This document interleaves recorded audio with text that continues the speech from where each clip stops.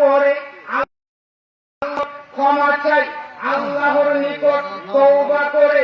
মুরব্বী, আপনাকে লক্ষ্য করে বলতে চাচ্ছিলাম, আপনি পাপ করেছেন এমন জায়গায় যেখানে আপনার পিতাও ছিল না, সেখানে আপনার মাতাও ছিল না। যুবক, ও যুবক, তোমাকে বলি, তুমি স্কুলে গিয়েছিলে, তোমার মাকে স্কুলে পাঠিয়েছিল, তোমার মা বুঝেছিল তুমি স্কুলে পড়তে যাচ্ছ। বোন, তোমাকে বলি, তোমার মা বুঝেছিল, তোমার পিতা বুঝেছিল তুমি স্কুলে পড়তে যাচ্ছ। তুমি স্কুলে পড়তে গিয়ে তুমি কথার জানার সাথে জড়িত ছিলে, তুমি অন্তরের জানার সাথে জড়িত ছিলে, তুমি হাতের জানার সাথে জড়িত ছিলে। তুমি ফোনে কথা বলতা, স্যারকে ফাঁকি দিতা, ম্যাডামকে ফাঁকি দিতা, শিক্ষককে ফাঁকি দিতা, তুমি ফাঁকি দিতা তোমার পিতাকে, তুমি ফাঁকি দিতা তোমার পিতাকে, তুমি ফাঁকি দিতা তোমার মাতাকে।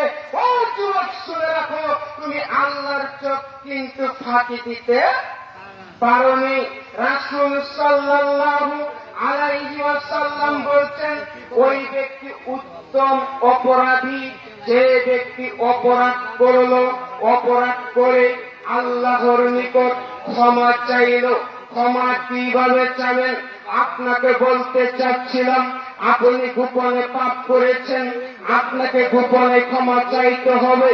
গোপনে মানে রাসূল সাল্লাল্লাহু আলাইহি ওয়াসাল্লাম বলেন, যে বিচারের মাঠে, কিয়ামতের মাঠে 3 শ্রেণীর ব্যক্তির চক্ষু জাহান্নামে যাবে না। 3 শ্রেণী চক্ষু বিচারের মাঠে, কিয়ামতের মাঠে জাহান্নামে যাবে না।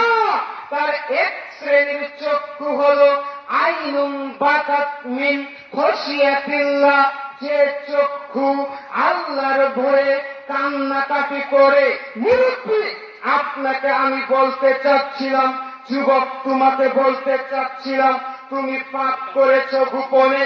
তুমি আজকের মাহফিল যখন শেষ হবে, বাড়িতে তুমি ফিরে যাবে। বাড়িতে ফিরে তোমার মা ঘুমিয়ে গেছে, তোমার বোন ঘুমিয়ে গেছে, তোমার পিতা ঘুমিয়ে গেছে। মুরব্বী, আপনার স্ত্রী ঘুমিয়ে গেছে। ওযু করে, সুন্দর করে ওযু করে 2 রাকাত সালাত আদায় করে আপনি আল্লাহর নিকট কান্নাকাটি করে বলবেন, ওগো আল্লাহ, ওগো মালিক, ওগো দয়ার আল্লাহ, ওগো মালিক, আমি পাপ করেছিলাম, আমার পিতা যখন উপস্থিত ছিল না, আমি পাপ